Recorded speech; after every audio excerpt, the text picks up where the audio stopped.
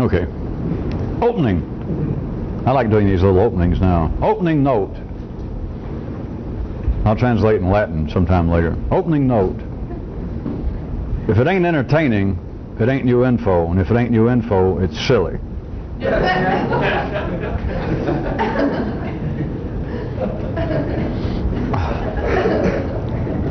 How about a new possible city motto? And it goes like this. I will accept, I'm speaking for the city, old ordinary intelligence. I will accept no new information, for it could be correct and demanding. Now you people just sing this tape at some other time in some other place. You'll have to bear with the verbiage for a few minutes, because by correct I mean something that's outside the expected realm of intellectual discussions, verbal discussions about what is true and what's not true and what's pertinent, etc. So I'm telling you that it would be a possible motto that for ordinary intelligence to say, I will accept no new information on the chance, because it could be correct and demanding. Now the difference is, if it's just true, not correct, but if it's just true, it can just sit there.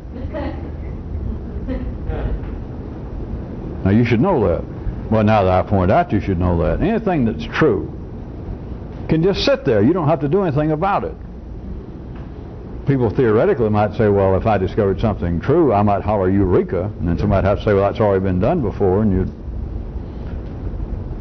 But that which is merely true does not require anything. Whereas in the aspect that I am using the term correct, it would be more complex than is necessary for people to understand. It is more complex than would be expected. Therefore, it's demanding. There is the justice in it that, when I say a possible motto of ordinary intelligence saying we will accept no new information, they don't really need a motto, because I've already been pointing out to you they can't actually accept anything new. It has to be simply different. And so they're safe already. But if you said I will accept no new information, then I have the choice. I could accept it, I could try and chew on it, or I could repel it and refuse to consider it, because there is a danger. If I do accept this new information, it could turn out to be correct, not true, but worse, more complex. It could turn out to be correct and demanding. Now, after I gave you the possible motto, I went ahead and I'm about to point out that if something is correct, it's not a possibility, regardless of that proposed motto I gave you. It's not any possibility. It's not a question of something being correct and possibly demanding. I just said that. I just said that. If it is correct, it is demanding, or else you got problems I'm going to try and get you to look at from several directions tonight. Of course, I say problems, they're silly, but they seem to be problems. One way to consider this is, all right, another motto almost. This is getting to be a better motto, though. Take this from me. Don't consider this a possible motto. This is just between me and you. And it goes like this. If you know what to do and you don't do it, you don't really know what to do.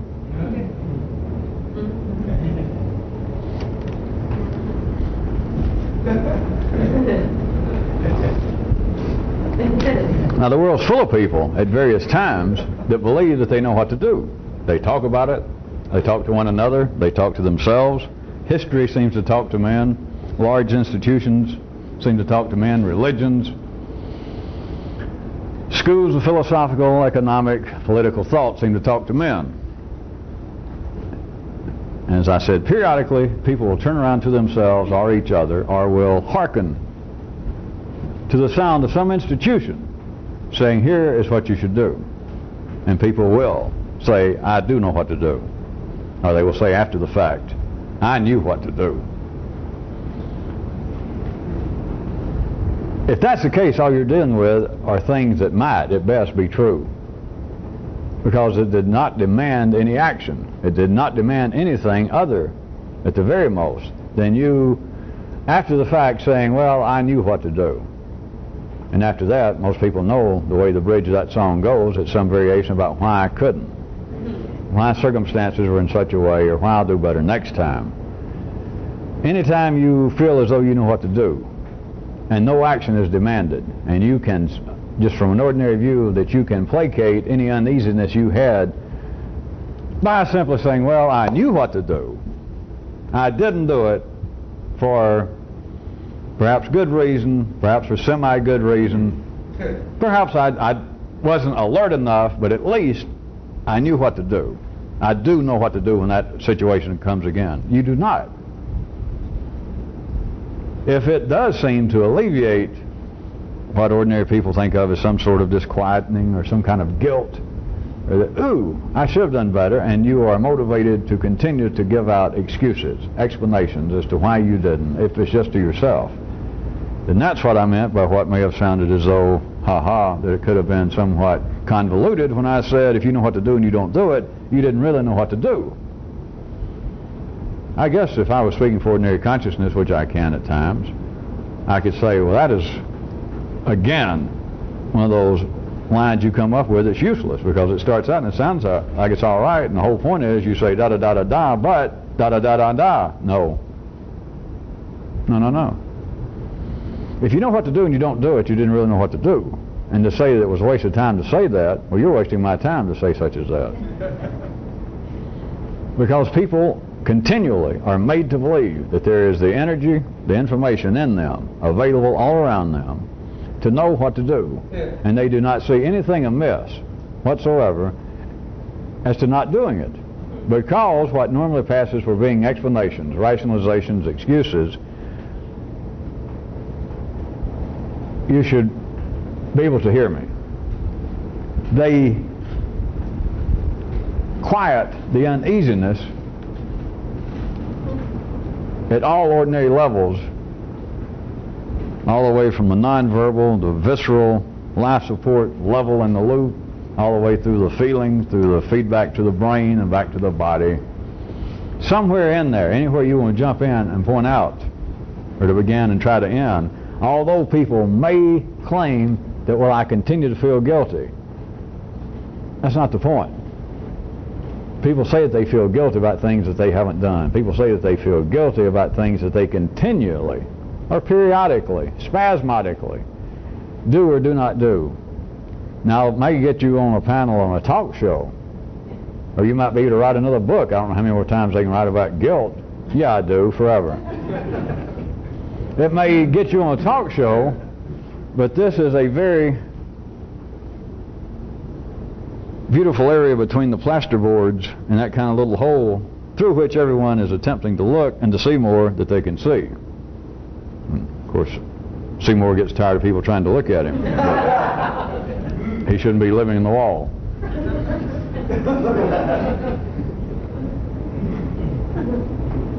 There is no, from a more complex view, as long as I'm here, there is really no such thing as continuing guilt. Now, people say there is. People will get on a talk show, people write a book. You will say to yourself that there is a continuing guilt. That I feel guilty every time I do go ahead and put on a dress and go hang around the bus station. That every time I do it, I feel guilty and I say I won't do it. And then some kind of idée fixe comes over me.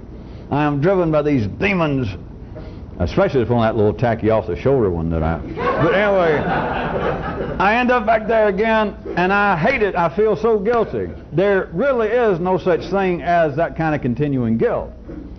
Now, inside the loop, like in the limbic system, of people being able to remember, being able then to talk about it at the cortical level, they will say, and if you ask them at that moment, they would say that yes, it is a reality, that is, that time does exist linearly, and that I have been doing this act.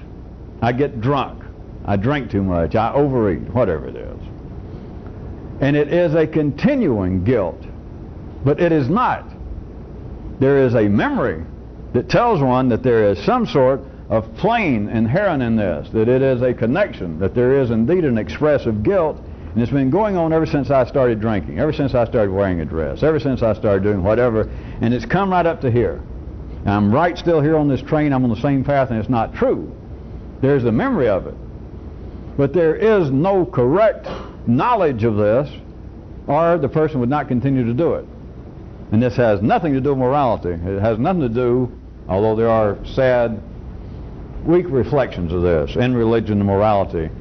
To wit, people say, well, all right, if you were a true blank, Jew or Christian or Muslim, that is, that you knew what you should do, and then if you didn't do it, you would suffer over it. You would know that you should be doing it, and that there is no excuse for not doing it.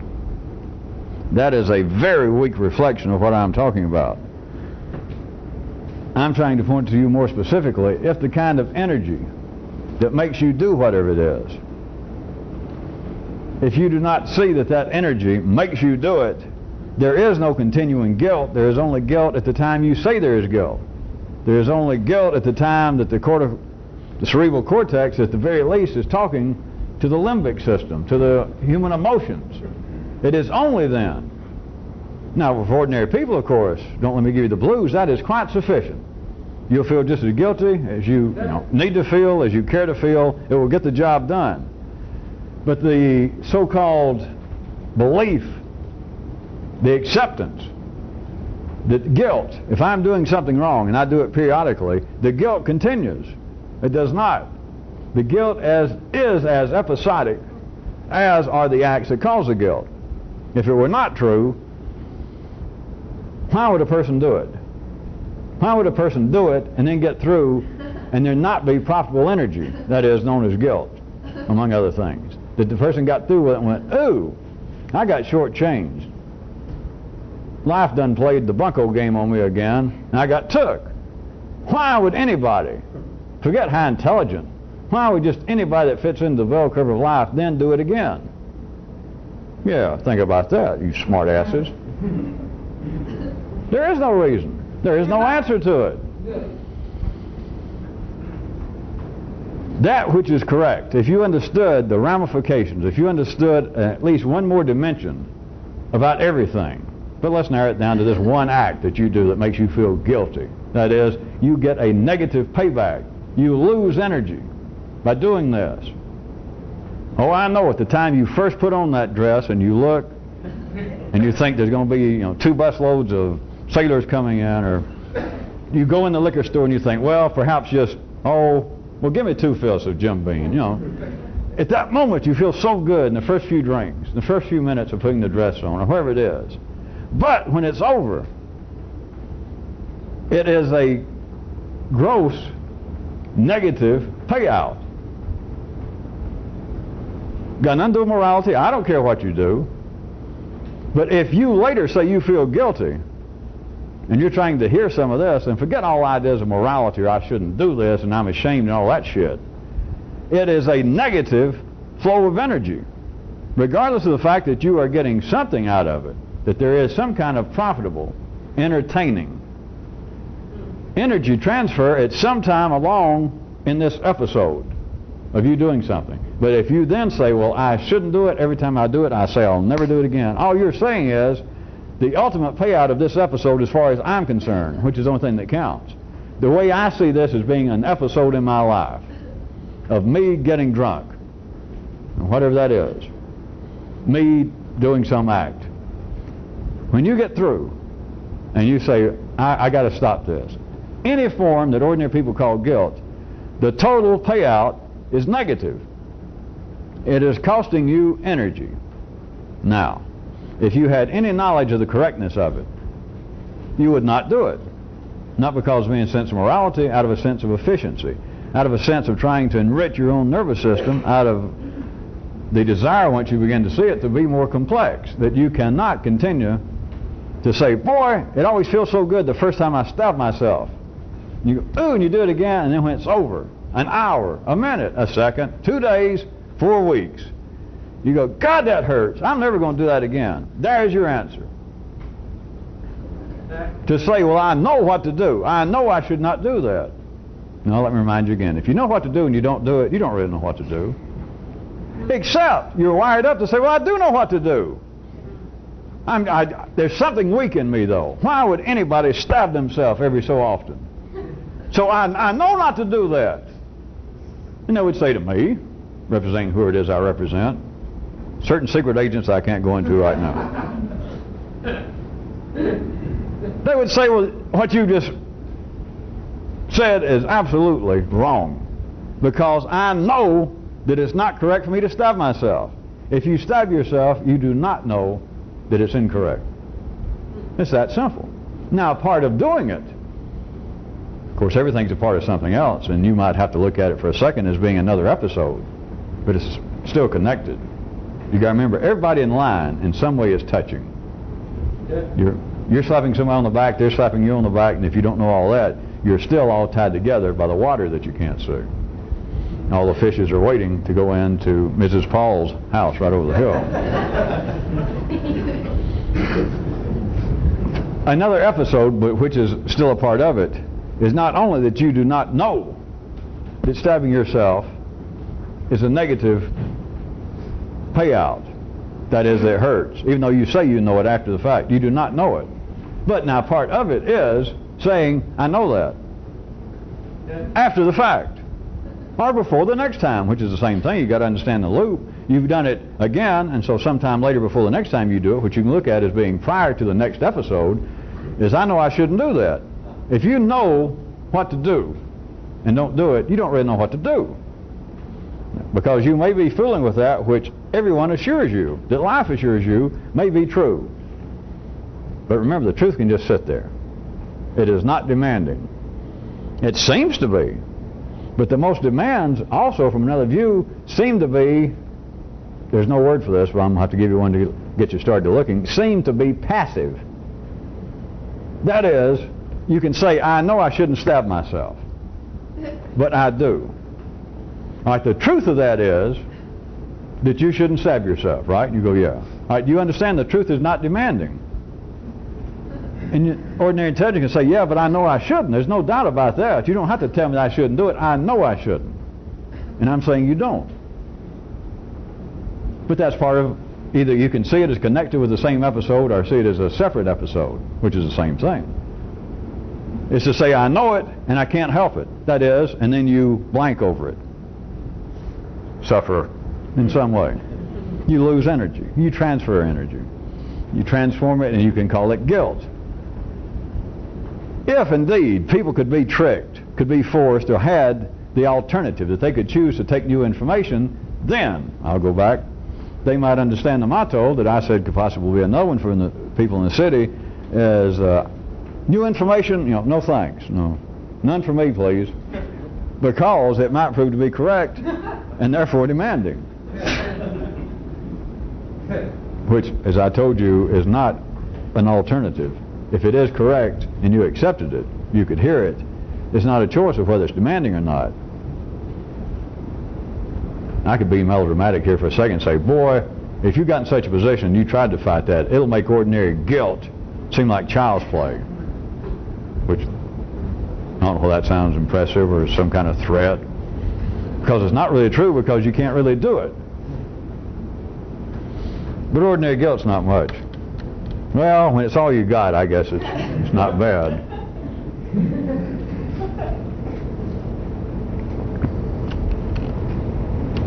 There is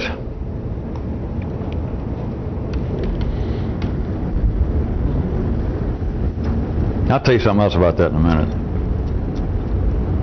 That, God forbid, might be even more practical sounding. There is another aspect tied to this.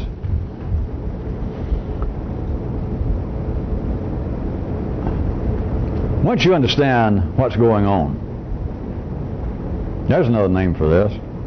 Once you understand what's going on here, once you understand what's going on here, that's a good name. When I say here, I don't mean right here. Just once you understand what's going on here. Once you understand what's going on here, then here's what you should do, among other things. Is you should be more complex in situations that are wastefully simple. And you should be more simple and direct in situations that are mechanically complex.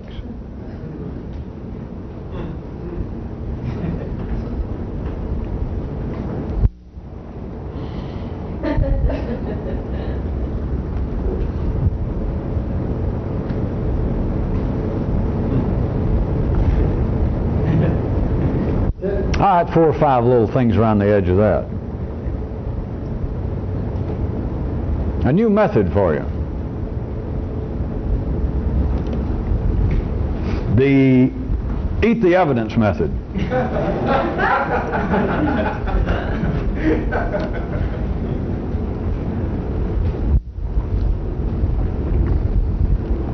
What if we could ever reach the level, well, some nights we get close, that rather than me saying anything about that, I could just say that and then just go on. It is a real method, I gotta tell you.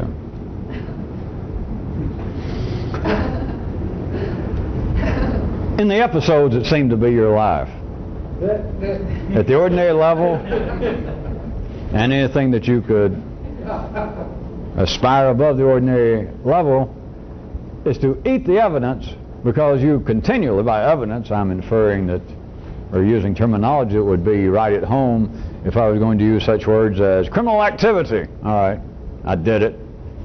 Does it not seem like that much of what you do in life, you may have never used these terms, but it seems like that it was at least a pseudo, semi, or is that Potemkin criminal act? Well, anytime you feel as though there was a negative payout, anytime you feel guilty, anytime you're glad you look around again and nobody's up at your windows and nobody's hanging down your chimney and saw what you just did, or nobody jumped out of your ear and looked you dead in the eye and said, I know what you just thought. Anytime you're worried about that, in a sense, you have just engaged in a, of course in quotation marks and just a friendly description, you've engaged in a criminal act. If you're real good, I could say any act you ever do that you have to remember was some kind of criminal act. You weren't completely satisfied. You're afraid that Larry or the police or your mother or your own internal voice or, God forbid, your conscience is going, So in a sense it was a criminal act. Having set up that very ad hocly basis, now let me say that there is a method I could describe to you, and I may do so briefly, of eat the evidence. It seems to be on television, the movies, by the way, to give you something to start with, there seems to be, well, I know that they use it because it makes a good story, that you cannot be convicted of murder without the body, which is not true in most parts of the Western world. But that's a good thing about, well, find the body. And if you can't find a body, we got no case. All right. What if you could figure out in all these little things that you do that seems to leave some distaste in your mouth, which is I'm inferring is some kind of at least low-level, simplistic perhaps, criminal act. And before you could really begin to wonder who's looking, you could destroy the body. You could eat the evidence. Consume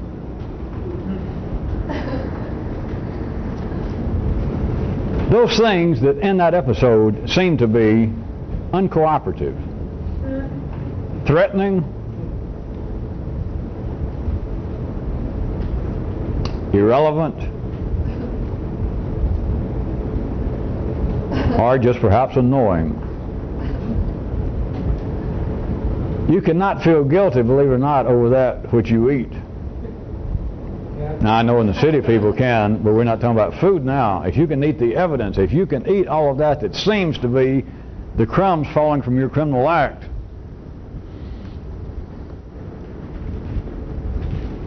why is it that I can hear, I'm getting worse at this. Maybe I need to talk to Socrates. He heard voices. I begin to hear neurons kind of like somebody's put Elmer's glue all inside the brain, and I hear them trying to move, and they're going,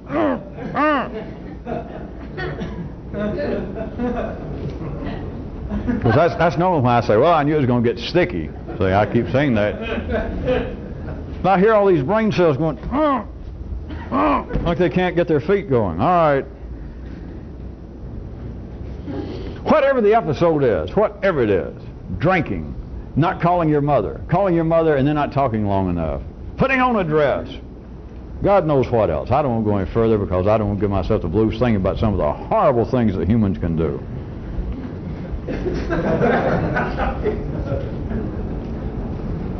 In each episode, there is always leftovers. There's evidence of the crime. And it does not have to be material evidence, because they can convict you of murder without having a body. So they can convict you without having what you would consider to be the de rigueur, the minimal amount of evidence. I mean, if you're going to convict somebody of murder, it'd be nice perhaps to find a gun, you know, who knows what else. But above all, what would you want? The body. Now we got something. We got a dead person. We got a darn good starting place to consider we got a murder. In everything that people do that strikes them as having a negative energy payout, that they feel guilty, they wish they hadn't done it, they wish they had done it differently, they swear not to do it again, they feel as though they have engaged in some questionable, if not criminal, activity. If you could take everything other than, if you could narrow it down right then to what the activity it was itself,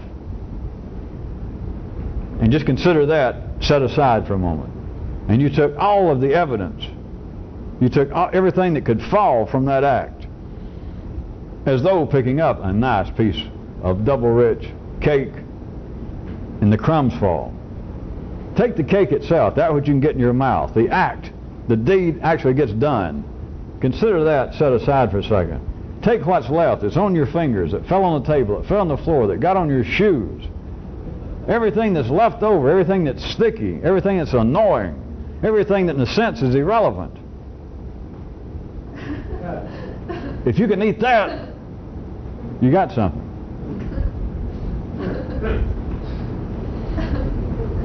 Well, all right, I can get real crude. If you ate all the evidence, you would not have an ordinary memory of the crime. I thought so.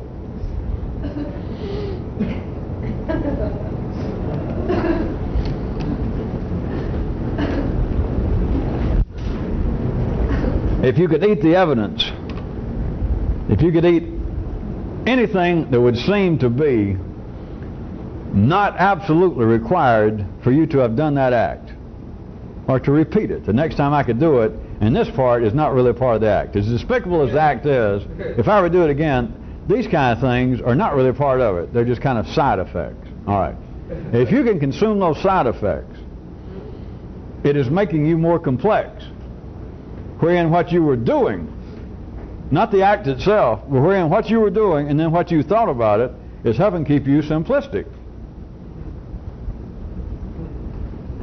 To eat the evidence is to fatten yourself up, not physically of course, but to fatten yourself up in the nervous system. Because the very things that would seem to be supportive of negative energy payouts, guilt, suffering, denial of what you did, reconstruction of the past, all those psychological bombs, if you can do away with those, the act itself is different. I don't really want to make any great promises. Oh, why not? The act itself is different.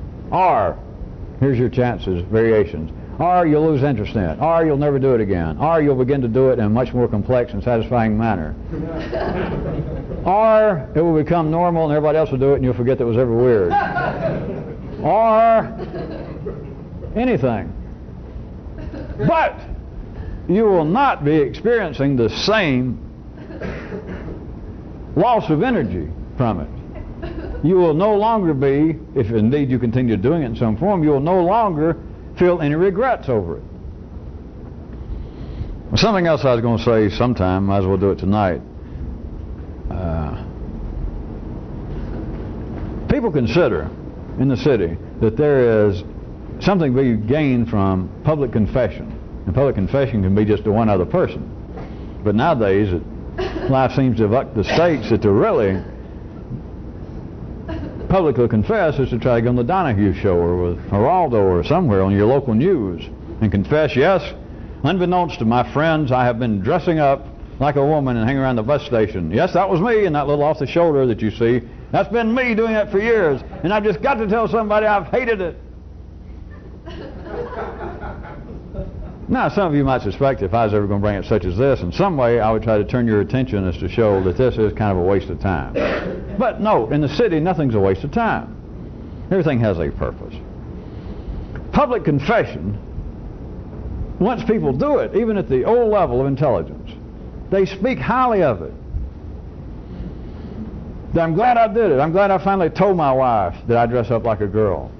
I'm finally glad I told my husband such and such. I'm glad I finally told my parents what I do for a living. As soon as they heard the word attorney, I know they almost died. But all right, priest, accountant. The confession does something to people, and it can be down to the level that you're paying somebody, an analyst. If you're in talking analysis. And people here and there will say, it has been very good for me. I would have not taken anything for this experience. I am a better person. And it seemed like after months or years, I finally one time I got carried away and began to cry, and I finally heard, I hate my mother! I hate her! I hate her! And God, I felt better. I'm glad I did it. It only cost me $42,000, but I'm so glad I did it. And the psychiatrist went, there. We all do. There is a chemical, specific occurrence taking place in the human organism when people do that which they call public confession, whether it be to one other person or whether it actually be to the big red eye and send it out over the airways to whoever can pick up Channel 7. But if you really wanted to use it, if you wanted to milk that for every ounce of energy it had to the point of making it even become more complex, even begin to drag it around the corner to where it is not simply a moving around of the checkers on the board back in the city. That is, to where it does not have, in somewhere down the road, a negative payout. Then, a public confession of any kind, whether it just be you telling somebody else or you announcing to the world, if you're going to milk it and see to it that it never cost you energy, besides this initial feeling of elation, I'm glad I did it, one requirement that no one can do is make the public confession, but then make no note of the fact that it was a confession. Don't ever use that word. Do not ever make any admission to yourself that it was a confession, and then forget it. But in the city, do people do that? Is that the way life is arranged in the human nervous system? As you might suspect, the answer is 17. No, the answer is no. That is not what people do. If people make a public confession, if people do go through analysis and feel better, do you believe that you've heard the end of it? If your partner, if your son or daughter or your mother or somebody comes to you and says, I want to tell you I cheated you out of your inheritance years ago, and you say, well, my name's name Abraham, and she says, never mind, I did it to you when you weren't looking, and I feel so terrible about it, I wanted to tell you, and you went, there, it doesn't matter. Believe me, it doesn't matter. Next time you see your mother, what's she going to say? God, how can you ever forgive me? You've already done that. Yeah, but I just wanted to tell you I still suffer over it. Don't suffer over it, Ma. It doesn't matter to me. I got all the money I need in the world, and I can understand the pressure you were under at the time, and just forget about it. God, you don't know how much better I feel just having you as a son or daughter. Oh, next time you see her, I can't stand it what I've done to you.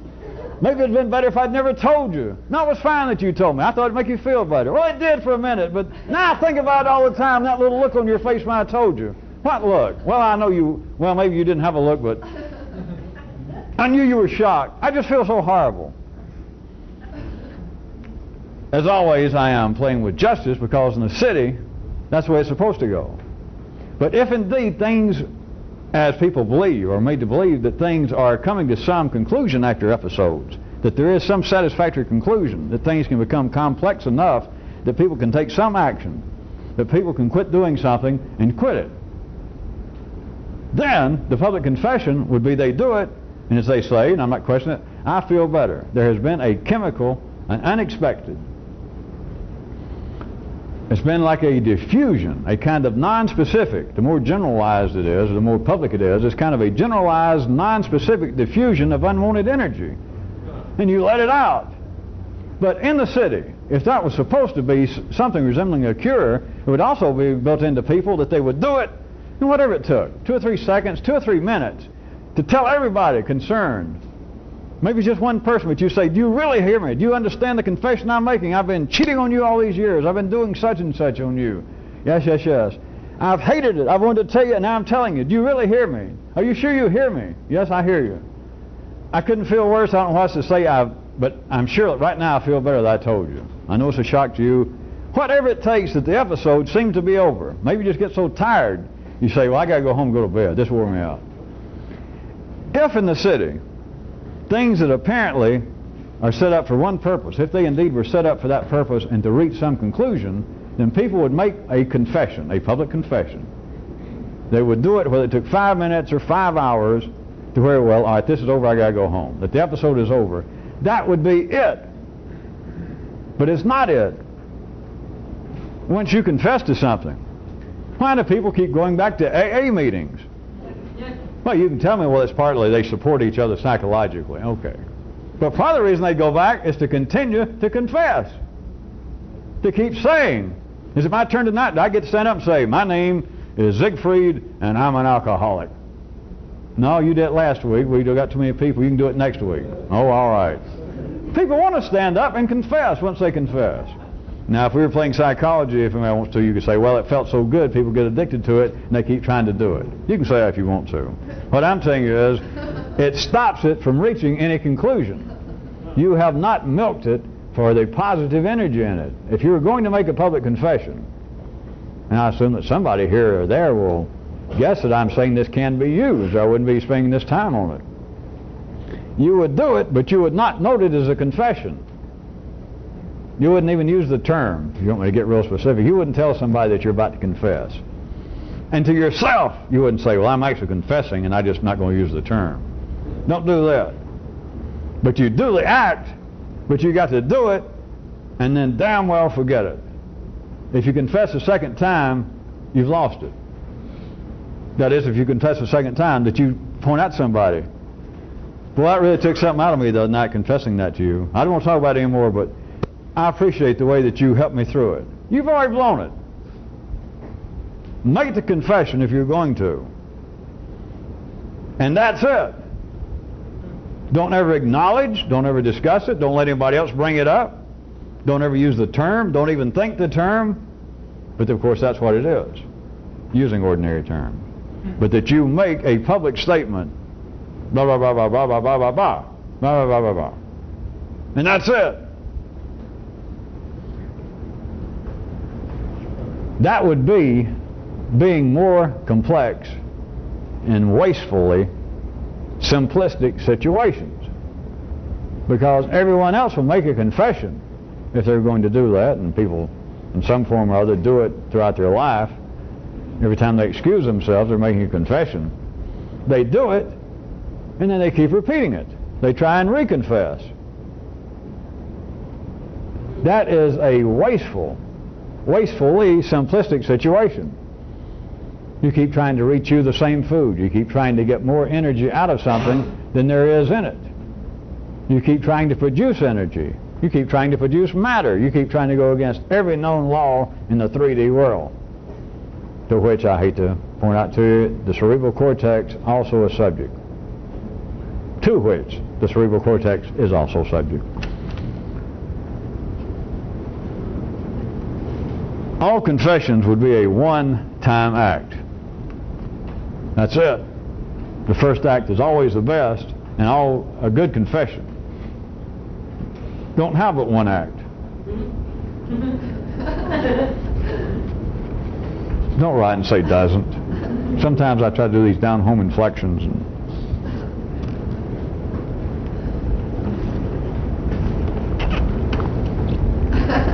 Another aspect to this. How about another method?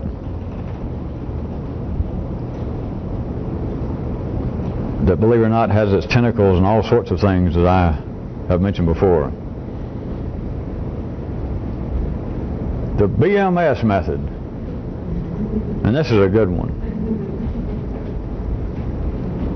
It is the be more specific method. Now, this is what you would use.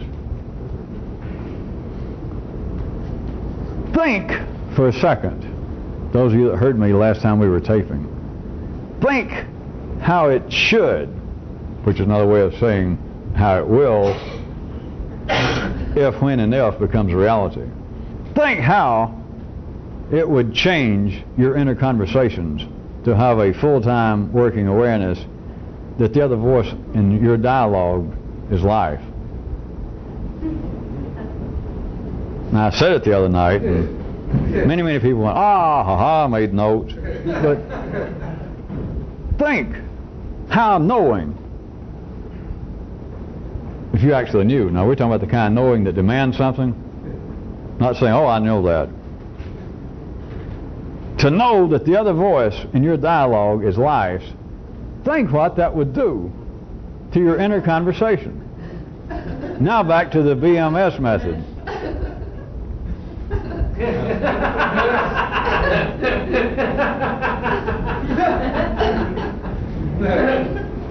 I have given out some specific little methods and hints, and some of you years ago I did it individually, but I've told you in general certain ways to deal with what seems to be your relationship with somebody else, all the way from a stranger to a co-worker, a kind of continual questioning of people. Or especially when somebody asks you a question, you got no business believing that you're a draftee in a quiz show. But if somebody asks you a question, I've been through this before, and everybody at the time went, yeah, almost, and I'm sure some of you gave it some little try. I gave you my money back guarantee.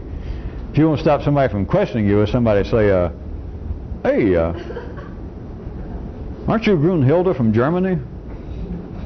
You go, what do you want? Who's asking? I thought I used to know you, but aren't you? You're from Minnesota at least, aren't you? Where in Minnesota?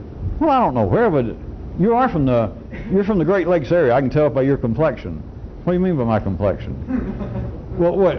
Isn't your name Grunhilde? Why? People will not continue to question you if you question them.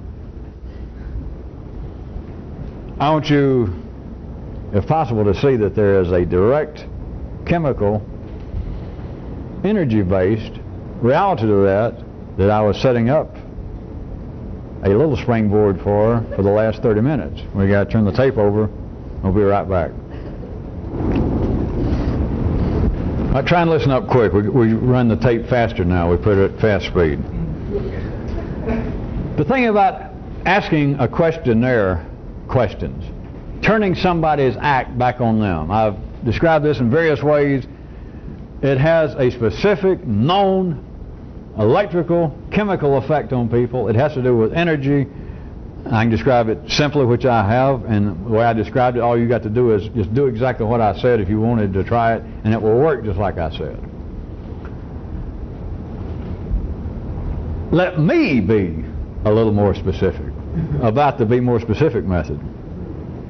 And this is not simply to try and hand out some kind of parlor tricks for you to annoy people or to get people that ask you questions to quit asking you questions, because if you just want somebody to quit asking you a question, if somebody just stands beside you and says, hey, isn't your name Fred? Say, hey, what is this, a quiz show? What do I win?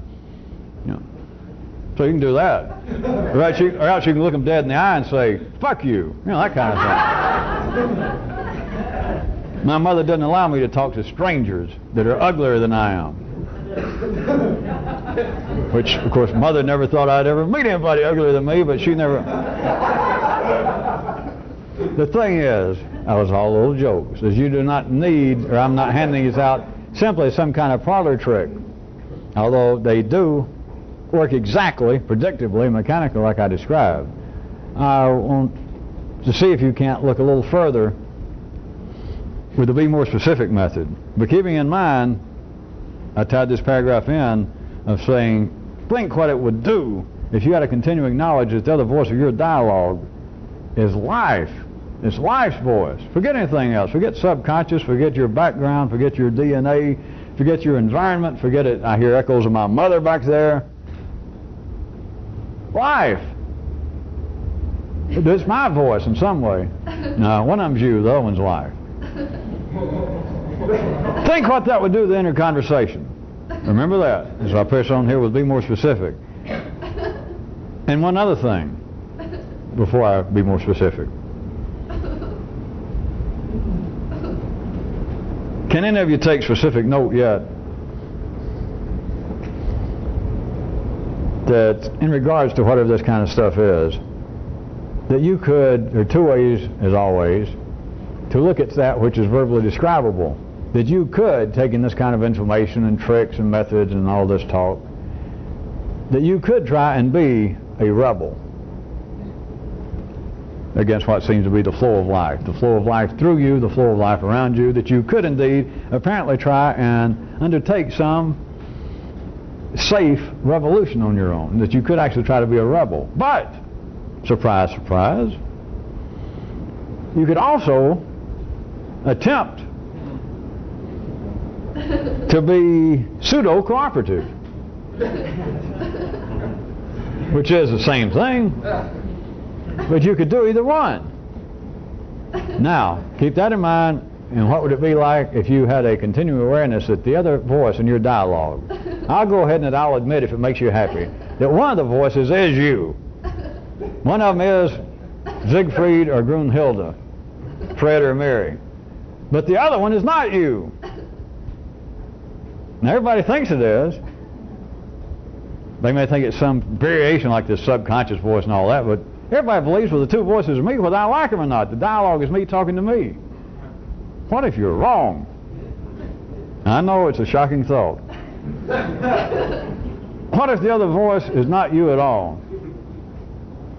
But it's a cheap Vegas trick that life is imitating, if not Edgar Bergen, Paul Winchell, Sherry Lewis, and life has its little hand up everybody's knickers and making your mouth move and making your brain move, and you think you're talking to yourself, and you're not.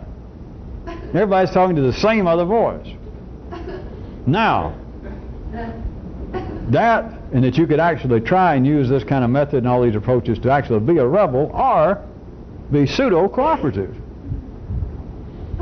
Now, the be more specific method. Now, this is more than the questioning, so don't think I'm just rephrasing it. And this, well, instead of talking about you and somebody else, just as a lark, let's imagine it's kind of you talking to yourself. All right? So I don't have to think up an example. It wears me out. I have to think about something like, well, let's pretend you're talking to another, and I have to think real hard, like, oh, another person. So I have to go through all that stuff, and it distracts me. So let's just imagine, keep it simple, that you're talking to yourself. Now remember, we were already saying, what would it be if you had this kind of continuing knowledge that talking to yourself, that one of the voices is life. Remember that? All right. So you're talking to yourself, and whatever yourself says to you, like God, you did it again. They almost caught you this time. You say, well, be more specific. You said you were never going to do this again. Be more specific. Well, you said you weren't going to do it again, and you did it again. I mean, what? You want me to define again? You did it again. Look how bad you're feeling now. Be more specific. Please note the method. There's a fine point here. Well, it's sort of a medium point, but the method that I described is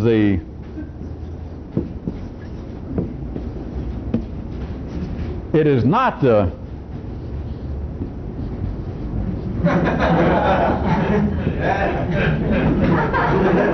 it's not the, please be more specific. It's not the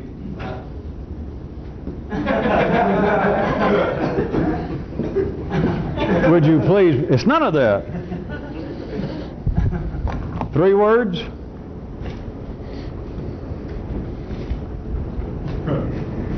You could, I'll admit, since some of you will probably go, aha, you could use this externally, but we're back almost talking about parlor tricks. And those of you other than just hearing this kind of stuff at other times, other places for the first few times, it may strike you as something that you wanted to play with. But the rest of you should be somewhere past that point generally.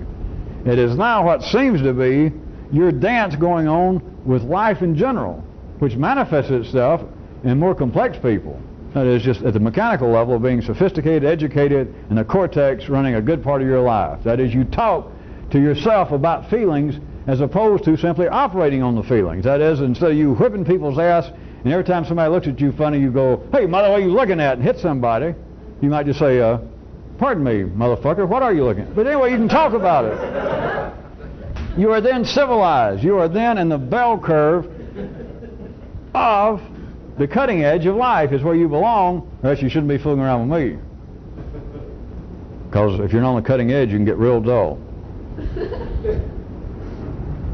So the conversations that would seem to be of some pertinence now is why I picked out the example, in case you think sometimes I just stumble around on what I'm doing. See, sometimes I even almost know what I'm doing a few seconds before. Is why I said, oh, instead of another person, let's pretend that you are talking to yourself.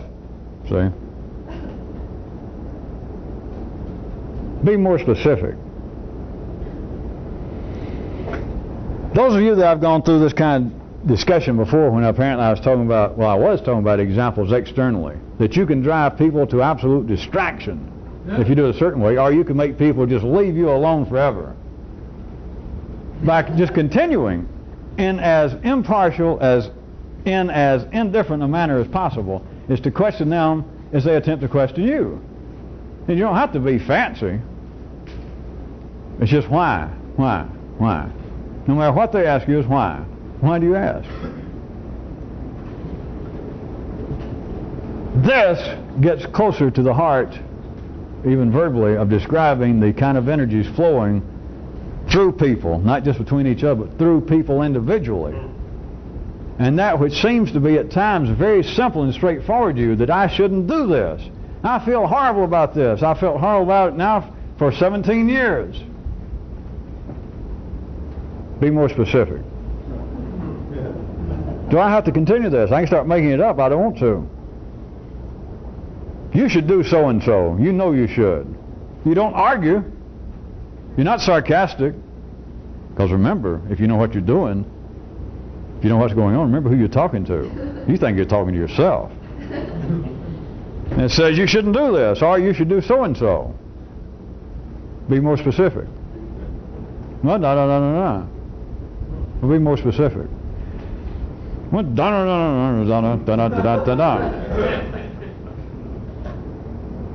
Be more specific.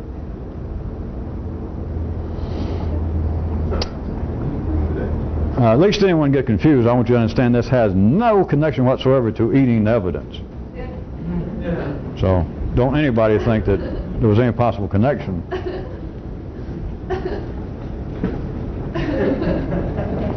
Well, all right. I will give you this much. If you pursued the method to be more specific enough, there'd be no evidence.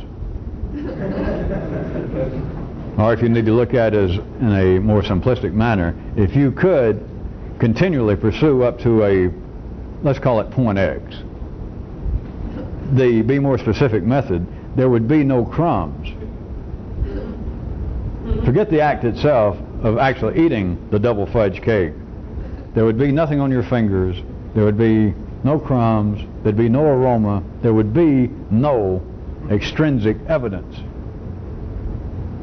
Be more specific.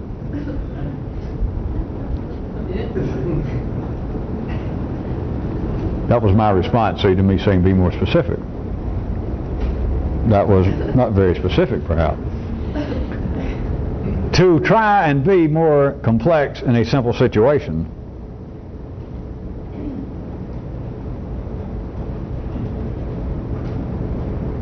could be looked at as a manifestation of what I was describing, that you are attempting to whittle down that may apparently already appear to be simplistic. That is, the voice says, you shouldn't do that. You've done it again. Now, that seems simple enough. Most people, if they had to describe it or if I pointed it out, would find guilt to be a pretty unencumbered, pristine feeling, experience, manifestation. Guilt, you don't have to worry. You don't sit around going, do I actually feel guilty about this? There's no doubt about guilt at the ordinary level. Then people get distracted as to why do I feel guilty? Should I feel guilty? Did somebody make me feel guilty? Is it the unrewarding weights of my culture or my religion? Did my mother do that to me? But as far as feeling guilty, it seems to be pretty simple. But to be more complex in a situation that would seem to be uselessly simple, to be more complex, you might think, remember that was one of the two attitudes I was trying to point out, that you should be trying to be more complex in situations that were wastefully simplistic, and to be more direct, even simplistic, in situations that were just mechanically, in an overweight, overwrought condition, were mechanically complex. So to be more complex in a simple situation, you might think requires there to be some kind of more complex action on your part, which could be. But I want to take you where I was talking about now. You could take that which seems to be simple enough, such as, well, you did it again. How simple is that? Guilt. And you know at the ordinary level that, yes, that is simple enough. That is a good dagger. That'll get the job done. I'll do it over and over to myself. Well, somebody's doing it, remember? So the voice says, well, you did it again. There ain't no doubt where we're starting from. You've been through it enough. Well, you did it again. Be more specific. And the voice, be more specific.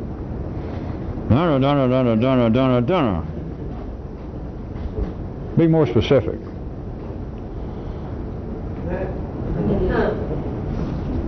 Now back to people talking to one another. People will leave you alone. They may make a rude gesture. God knows what some of them mean, but there are many Italians in the world that you don't recognize until they make certain,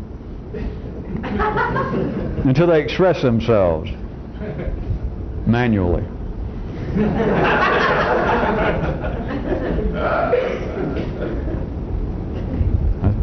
Manually wasn't related to Seymour, was it? Well. You are making that which can appear to be simplistic, you're making it more complex by not taking it as it is and accepting that as being the truth, as being the reality. That yes, I feel guilty. Be more specific. That is being more complex in a situation that is wastefully simplistic. Well, thank God. Now, it can appear to be just the opposite, though, to life. That, hey, feeling guilty about dressing up as a woman or doing some other nasty deed I do, that is complex. Because in a way, I don't really think I shouldn't feel guilty. I mean, this probably goes back to my childhood, if not before. So this is a very complex matter. It is not. It's very simplistic. A voice tells you. It's not feeling. It's not left to that. It is not the visceral life support level. Your body, your endocrine system, your respiratory system, your muscular, your skeletal structure does not holler out every time you put on a dress or every time you don't call your mother.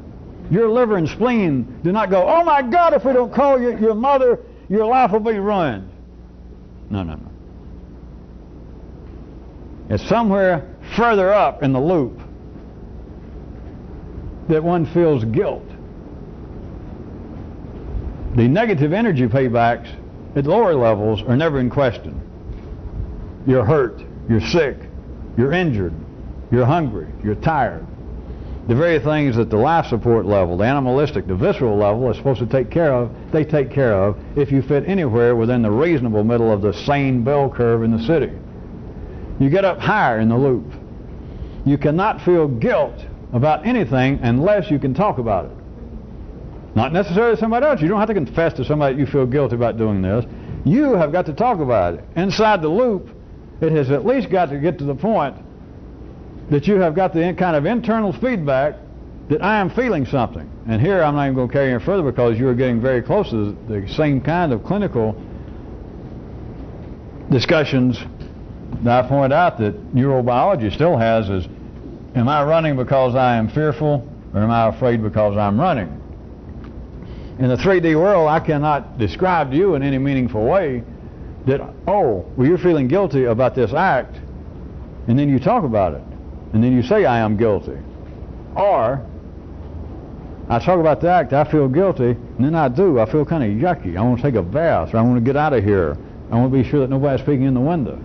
You cannot say which came first, and right now it's of no consequence. Well, I can't say. I don't mean it's some kind of great secret.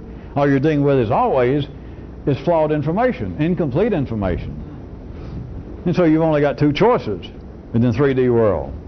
And of course everything is irrelevant, but you only got two choices here. Is why it seems as though that, all right, I'm either feeling guilty because I thought about it, and my thoughts tell me you shouldn't do that, or else you shouldn't do that, or my limbic system, my emotional, the feedback system in my own body in some way is repelled by doing this, and then I think about it, and it kind of reinforces it, and I'm not sure which came first.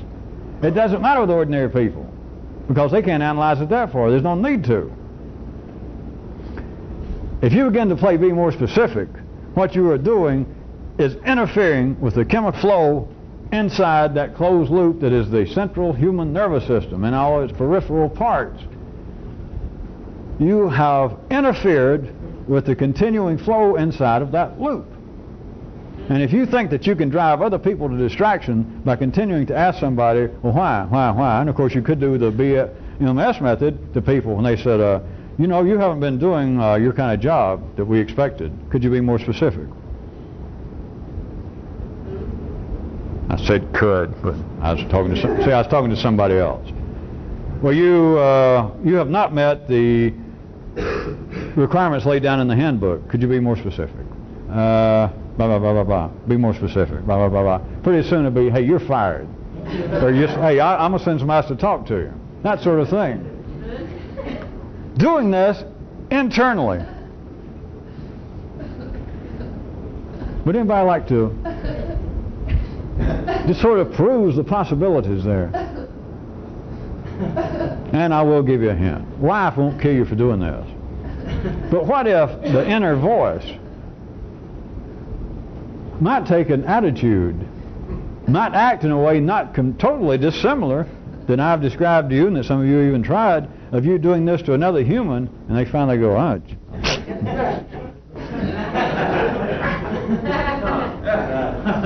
What if the activity, what if what happened internally was not all that dissimilar?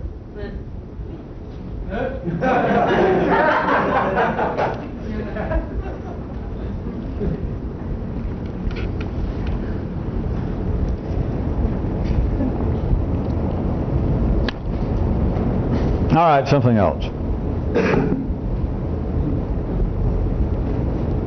I can either make this sound like it's tied to it, or else I can tell you it's not related. Everybody knows the term, surely, a white elephant. If somebody's saying that something that they have is a white elephant. By some reports, it doesn't matter, but I threw that part in. By some reports, the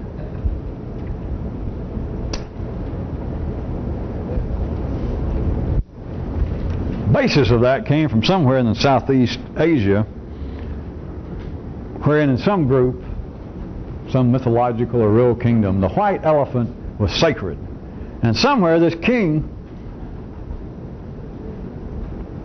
came up with the idea, when people annoyed him, he would give them a white elephant, which they couldn't refuse. The king's the only one who had a white elephant, and so he gave them something sacred, something only he could do. And so he gave them something of inestimable value and honor, except the upkeep of it would ruin the recipient. Think about it a second. Every now and then life does things that I like, or at least I can describe it in such a way that I like it. And you should too. That you receive something. Imagine in that place that the white elephant is worth, nobody but the king has them. Commoners can't even come up and touch them. They can only look at them. And one day, while you've been plotting intrigues, the king, you get word he's sending over a white elephant. And you don't say no, even if you think about it for a second and go, wait a minute, which most people wouldn't be that smart. It'd take them a few days and have the elephant there and show it all off until suddenly it struck them, my God, in 3 days I spent my year's budget for food for the whole family. The elephant done ate it. But at any rate, it finally struck the person, assuming that they had some intelligence, that my reward, this honor that I have received, is going to kill me.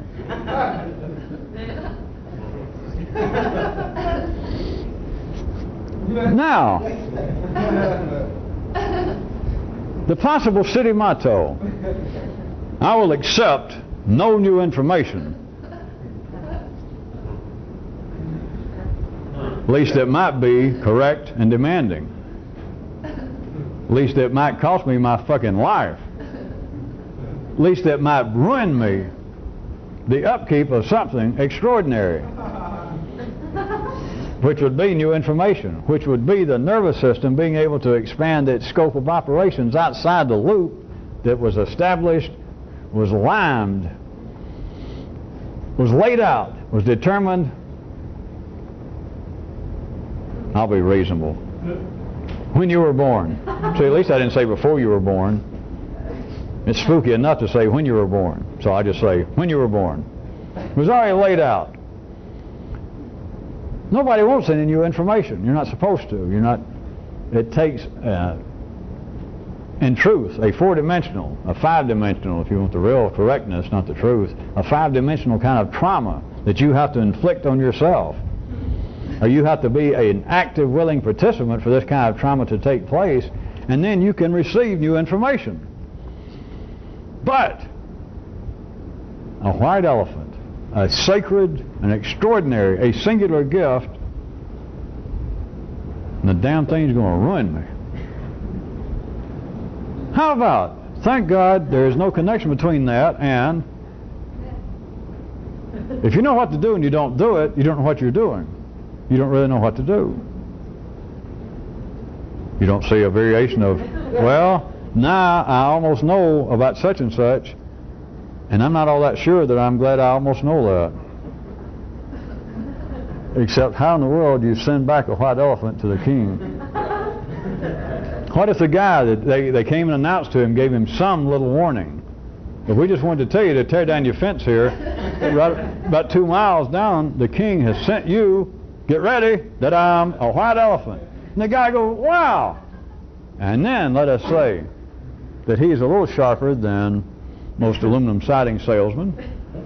And after a few seconds, off to himself, he thinks, Jesus Christ, I'll never be able to afford that bastard, and I can't let it die. I mean, I'll have to die. I'll have to let it eat. And about that quick it hits him, and it also hits him. Here it is, the trumpets, the whole schmear. He realizes, or he asks himself the rhetorical question, how in the hell do you send back a white elephant to the king? And of course you can't. But I'm trying to let you see that temporally, what if there was some little time lag that you begin to realize, I've almost gone so far that I'm almost beginning to know things that I ain't ever going to be able to send them back. And they may eat me out of house and home. That is, they may wreck my nervous system as it is. That is, they may ruin my lifestyle. I may not be able to operate and to think like I've been thinking, but how the hell can I send it back? It's almost down the road. I can hear it coming. There's stuff I almost know for sure. How the hell do you send them back and you can't?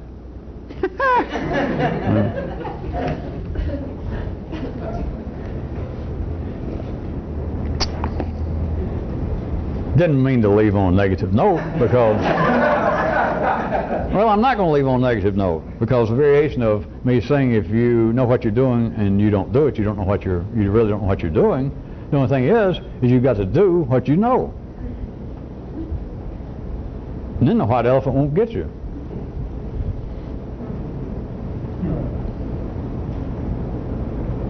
Yeah, but then everybody says, as soon as I say, okay, that's all, and good night, and we're going to cut the tape.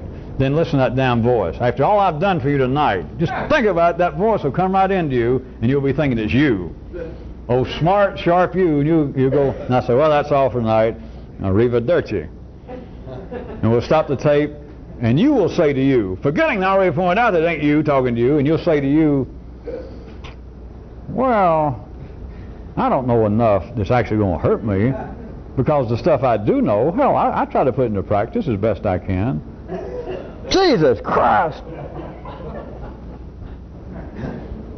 Is everybody that's melodramatic, do they suffer from headaches from doing that? And you would say, things I know, things I really know to be true, I try to live by them. I didn't say true. Correct. Yeah, but I try. Well, let's see. Frogs try. Gila monsters try. Many shrubs try. I've known asphalt that tried. Hair tries. Petrochemicals try.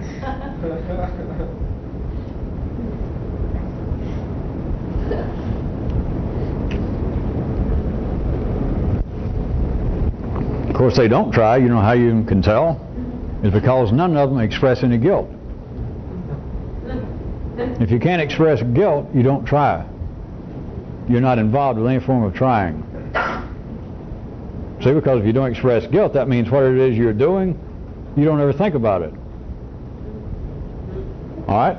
Let's assume we're dealing, in my example, everybody will understand this, with some decent, I'm talking about some real decent piece of asphalt.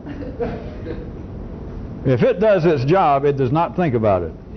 If it expresses no guilt, no matter how long you hang around this one area, no matter how you get behind bushes and listen, read books, check with your neighbors, if you find something that expresses no guilt, then it's not trying.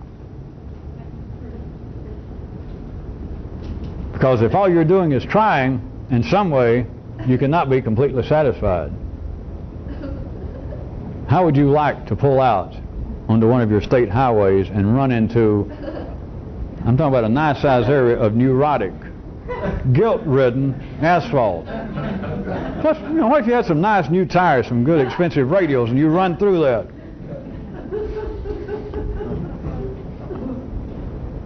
And might I add, the only way that you know that you're trying is you've got to be able to think about it. You've got to be able, in your own nervous system, to talk about it.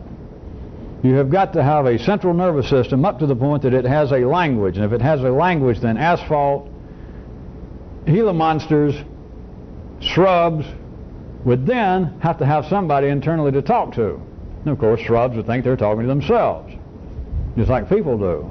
But you can, if you cannot think about, if you cannot talk about what you're trying, whether you fail or succeed, it doesn't matter. If you can't talk about it,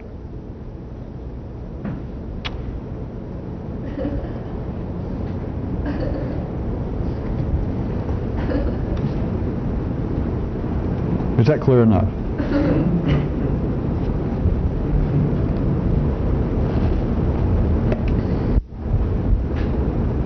How much time we got? Okay. I wasn't going to leave on a negative note, but even talking about unruly asphalt tends to depress me a bit. So let's leave on a higher note. We're to work up an act where I can say every now and then, let's all leave on a higher note, and all of you go, that'd scare people that see these tapes. They're probably, some of them probably seriously question what's going on already, but then if they suddenly heard all these voices going, ah.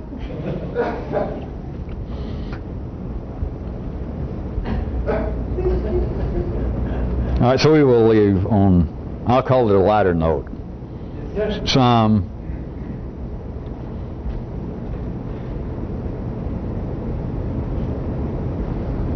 vital info regarding the silly. It's kind of information that needs to be spread amongst those who could possibly use it at any rate, and I might as well end up tonight with it. How about the graduations and the strata of the silly? Now, I've talked about several aspects of it, but somebody, you need, I understand, there's sort of some kind of paradigm in your own intellect that you can think about. So, and there are graduations of the silly. And I could approach it from several areas, but here's the one for tonight.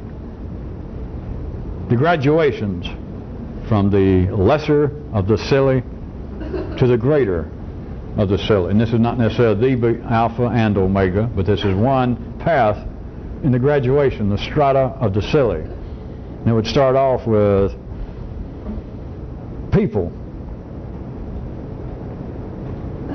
then their looks,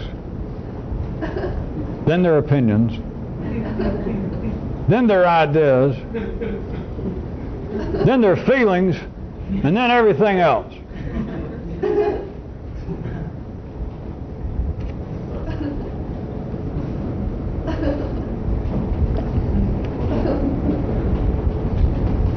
And another piece of information regarding the silly. The silly is a manifestation of the incomplete. Only the incomplete can be silly. Asphalt can't be silly. Gila monsters can't be silly. Possums can't be silly. If something is complete, it cannot be silly. Silliness is absolutely a manifestation. It is a function even of the incomplete. So, if you can buy that, then you surely can understand that even in a literal sense why I can say that everything is silly. The only way that you could get anywhere if you were interested, God knows why you'd want to be, but the only way that you could get anywhere close to being somehow kind of, there's no term for it, but just kind of non-silly, let's call it that, if you wanted to be. The only way you could do that would to be more complete, or at least be more complex. That is, if you wanted to be. But if you're not either complete or more complex, then you're in the strata. Everybody's in it. Remember, I ended up, just for a night, is everything else.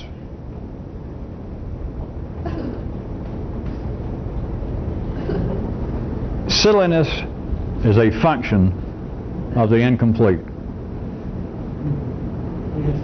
If you're going to look for a place to hide, then try and take that with you as some kind of a knowing roadmap.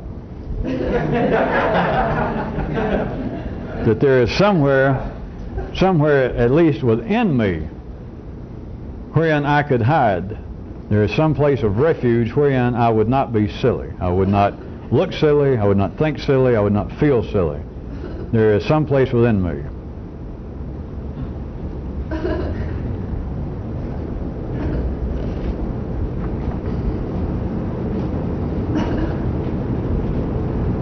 I'll let things speak for themselves from here on out.